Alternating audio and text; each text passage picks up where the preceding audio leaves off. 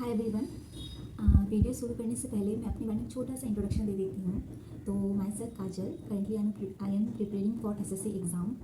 तो इस वीडियो में मैं अपना CHSL का रिव्यू शेयर करूँगी, जो कि मैंने कल दिया था 28 नवंबर को सेकेंड शिफ्ट में। ये चैनल मेरी फर्स्ट वीडियो है। मैं बहुत टाइम से ही सोच रही थी यूट्यूब चैनल खोलने का, पर मुझे समझ में नहीं आ रहा था मुझे स्टार्ट कहाँ से करूँ। तो कल मैंने CHSL का एग्ज़ाम दिया, तो मैं सोची कि मैं यहीं से स्टार्ट करती हूँ इस CHSL की एग्ज़ाम रिव्यू से। तो मेरा जो सेंटर था, सबसे पहली बात तो मैं असम से हूँ और मेरा सेंटर झारखंड था, ठीक है।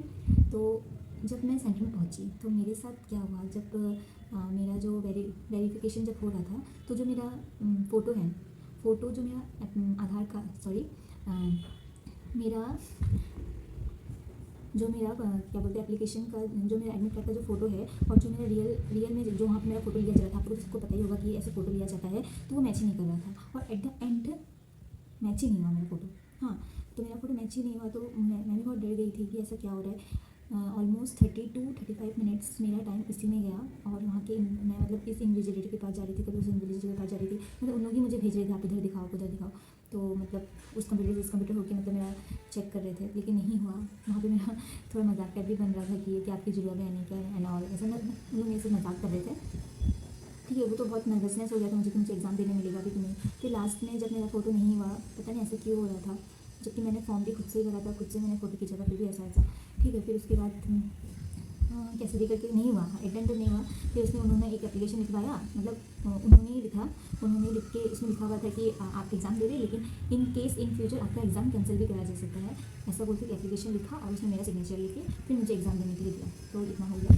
तो मैं सबसे पहले ये तो था मेरा कि कैसा था। फिर इतना कुछ होने के बाद कुछ 1 या 2 मिनट के बाद ही एग्ज़ाम स्टार्ट हो जाता है। तो मेरा तो एकदम माइंड ही नहीं काम कर रहा था, मतलब क्या हो गया अचानक से, मतलब कम से कम 5 से 10 मिनट तो मैं मतलब सदमे में थी कि मतलब कैसे एग्ज़ाम था, मतलब ऐसा अचानक से फिर एग्ज़ाम भी स्टार्ट कर दिया उन्होंने एक्चुअली टाइम हो ही गया था, 1:30 हो गया था मेरा, 1:30 से लेकर 2:30 सेकेंड शिफ्ट में मेरा एग्ज़ाम था।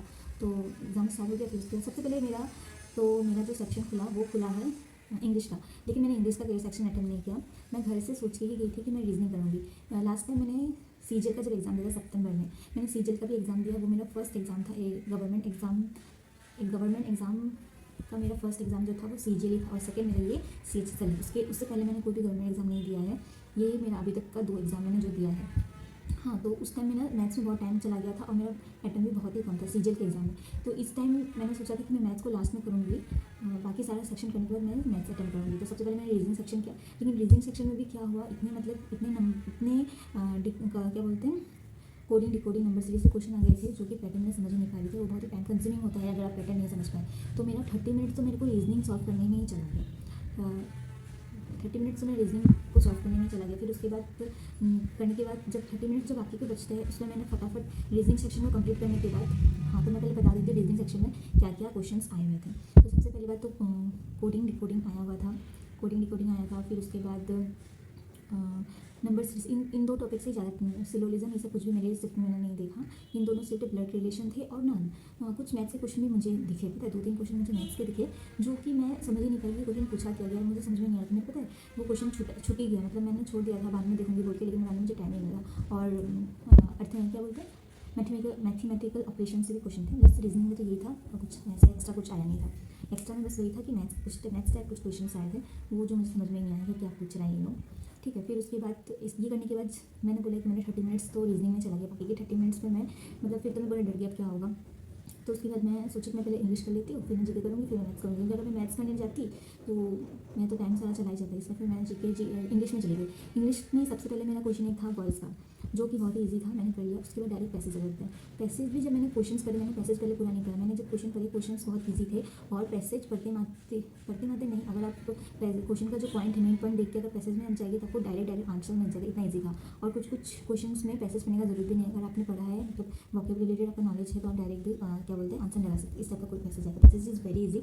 ठीक है, फिर उसके बाद एक्टिव और पैसिव वॉइस से और नरेशन से मेरे शिफ्ट में 6 क्वेश्चन थे, मतलब 3 दिन साइड थे, तो वो भी मेरा हो गया, इजी था। PQRS के 2 क्वेश्चन थे, एंड और सिनोनियम था, वन वर्ड सब्स्टिट्यूशन था, और इडियम एंड फ्रेजेस था, और स्पेलिंग करेक्शन था, स्पेलिंग करेक्शन था, बस इतना इंग्लिश था। और ओवरऑल पूरे सेक्शन को देखा जाए तो मेरा reasoning section, sorry English section ही बहुत अच्छा गया। मतलब तो मैंने शायद से 24 अटैम्प्ट किए हैं शायद, हाँ, क्योंकि एक एक्टिव और पैसिव वॉइस का एक क्वेश्चन था जो मुझे समझ में नहीं आ रहा था इसमें क्या होगा, तो मैंने छोड़ दिया था। मैंने टाइम बचता तो मैं वो कर लेती, अगर मैं थोड़ा ध्यान लगा करती तो वो भी मुझसे हो जाता, लेकिन मेरे पास मन में टाइम ही नहीं बचता है, तो मेरा छूट गया। ठीक है, बस इतना हो गया। फिर मैं डायरेक्ट जीके जीएस में चली गई। मैंने सोचा कि 5 मिनट में गो थ्रू कर लेती हूँ, कौन सा क्वेश्चन जो आता है कर लेती हूँ, उसके बाद मैथ्स करूँगी जो टाइम बचेगा। तो मैंने जीके जीएस में गई, वहाँ पे मेरे को ज़्यादा करंट अफेयर्स से दिखे। करंट अफेयर्स भी स्पोर्ट्स से रिलेटेड थे, और किस कंट्री के मंत्री ने क्या किया है, इसमें क्या हुआ, इस टाइप के क्वेश्चंस देखा मैंने। ठीक है, गवर्नमेंट स्कीम से रिलेटेड क्वेश्चंस थे, स्टैटिक जीके के क्वेश्चन थे, पॉलिटी के आर्टिकल से क्वेश्चंस थे। फिर उसके बाद हिस्ट्री का आपका डायनेस्टी वगैरह के सारे क्वेश्चंस थे, ये सभी थे। और जीके जी इतना कुछ टफ नहीं था, सब वन लाइनर ही था, इजी था। ठीक है, अगर आपने पढ़ा है तो आप कर सकते, लेकिन मेरा करंट अफेयर्स में मैंने इतना ध्यान नहीं दिया है, तो मैंने इतना अच्छा नहीं किया। फिर उसके बाद जीके जी करने के बाद जीके जी मैंने वही अटैम्प्ट किया है जो मुझे आता था, जो मुझे नहीं आता था मैंने छोड़ दिया। हाँ, और 2-3 क्वेश्चन मैंने खुद का भी मारा है। फिर उसके बाद मैं डायरेक्ट चली जाती हूँ मैथ्स में। तो मैथ्स के क्वेश्चंस क्या क्या आए थे बता देती हूँ। मैथ्स मॉडरेट आया था मेरे टेस्ट में, इजी टू मॉडरेट बोल के टफ नहीं था। SI CI से क्वेश्चंस आए थे। फिर उसके बाद सर्कल से था, ट्रिग्नोमेट्री से था, फिर उसके बाद रेशियो से था, प्रॉफिट एंड लॉस से था, परसेंटेज से था। ये सारे गिने चुने जो टॉपिक है इसी से क्वेश्चन पूछे जा रहे हैं। और मुझे ऐसा लगता है कि आगे भी एमटीएस का एग्जाम जो होगा वो भी इसी टाइप के क्या बोलते हैं क्वेश्चन, इस टाइप के टॉपिक से क्वेश्चन बनाएंगे। और जहाँ तक देखा जाए कि CGL से थोड़ा कम लेवल था CHSL का। इस एडिक्टिव पैटर्न का जो एग्ज़ाम लेने का जो तरीका है, मुझे ऐसा कुछ लग रहा है कि थोड़ा लो था लेवल CGL के मुकाबले। मेरा जो CGL का एग्ज़ाम था वो इतना अच्छा नहीं गया था, लेकिन CHSL का उससे बेटर गया है, ईच में नहीं दिया। और रही बात तो मेरा जो मैं तैयारी कर रही हूँ, पूरा मेरा 1 साल हो गया, पूरा मेरा 1 साल हो चुका है, जो कि जिसमें मैंने सिर्फ और सिर्फ अपने सिलेबस कंप्लीट करने में ध्यान दिया है, क्योंकि SSC का सिलेबस बहुत ही वास्ट है। और फिर मेरे पास जो भी मुझे टाइम मिलता था मैं बस उसमें क्या बोलते अपना सिलेबस कंप्लीट करने में फोकस करती थी। ठीक है, फिर उसके बाद मैं इतना मॉक वगैरह भी नहीं, जब मैंने CGL का एग्ज़ाम दिया उसमें मेरा अटैम्प्ट कम था, फिर मैंने समझा कि मॉक देना बहुत ही ज़्यादा ज़रूरी है। तब जाके मैंने थोड़ा मॉक लगाया, वो भी मैंने इतना नहीं लगाया क्योंकि बीच में हमारे फेस्टिवल्स वगैरह भी आ गए थे, लाइक दिवाली, छठ पूजा, ये सब, तो उसमें बिजी हो गई थी, तो इतना मॉक वगैरह नहीं लगाया। और भी कुछ मेरे पर्सनल रीज़न थे जिसकी वजह से मैं बिजी हो गई थी। मैंने सच बताई, मैं CHSL के एग्ज़ाम के पहले मैंने कोई भी सब्जेक्ट नहीं उठाया है, सिर्फ और सिर्फ मैथ्स को देखा है, मैथ्स के क्वेश्चंस देखे हैं। बाकी रीजनिंग हो गया या इंग्लिश का भी मैंने कुछ नहीं देखा था, बस मैंने एक पैसिव और नरेशन देखा था, क्योंकि मैं उसमें कंफ्यूज हो जाती हूँ, और मैंने ऐसा कुछ एक्स्ट्रा नहीं देखा था। करंट अफेयर्स में मैं एक वीडियो देखी गई थी, क्योंकि करंट अफेयर्स मैंने शुरू से कभी नहीं पढ़ा। और मैं जब लोगों की रिव्यू देख रही थी तो लोग बोल रहे थे कि करंट अफेयर्स से ज़्यादा क्वेश्चंस आ रहे, तो मैं करंट अफेयर्स देख के गई थी। बस इतना ही इस वीडियो में बताना चाहूँगी। और अगर आप भी SSC गवर्नमेंट SSC के एग्ज़ाम्स का प्रिपरेशन कर रहे हैं, या फिर कोई भी गवर्नमेंट एग्जाम का प्रिपरेशन कर रहे हैं, प्लीज़ मेरे चैनल को फॉलो करिए, क्योंकि मैं इस एग्ज़ाम में 1 साल से लगी हुई हूँ, और मैंने अपनी गलती से बहुत कुछ सीखा है इस 1 साल के अंदर। और ये 2 एग्ज़ाम देख के भी मैंने बहुत कुछ सीखा है। तो मैं आगे जो 2026 में जितने भी एग्ज़ाम्स होने वाले हैं, मेरा टारगेट तो वही है क्लियर करने का। अभी मैं NTS का भी फॉर्म भरी हूँ, तो मैं वो भी दूँगी। और बाकी तो ऐसे तो टारगेट तो मेरा CGL ही है कि CGL ही क्लियर करना है। तो मैं आपको शुरू से बताते जाऊँगी क्या क्या चीज़ हमें शुरू में हमें क्या क्या चीज़ों में ध्यान देना चाहिए, और क्या क्या चीज़ हमें अभी उसको साइड में रखना चाहिए। तो अगर आपको ये हेल्पफुल लगे तो प्लीज़ इस चैनल को सब्सक्राइब करें, और कमेंट सेक्शन में ज़रूर बताइए कि आपको क्या क्या जानना है। मैं आपको वीडियो की नेक्स्ट वीडियो या शॉर्ट्स के ज़रिए आपको हर एक चीज़ बताऊँगी, और ये मेरा हॉनेस्ट रिव्यू होगा, सच बता रही हूँ।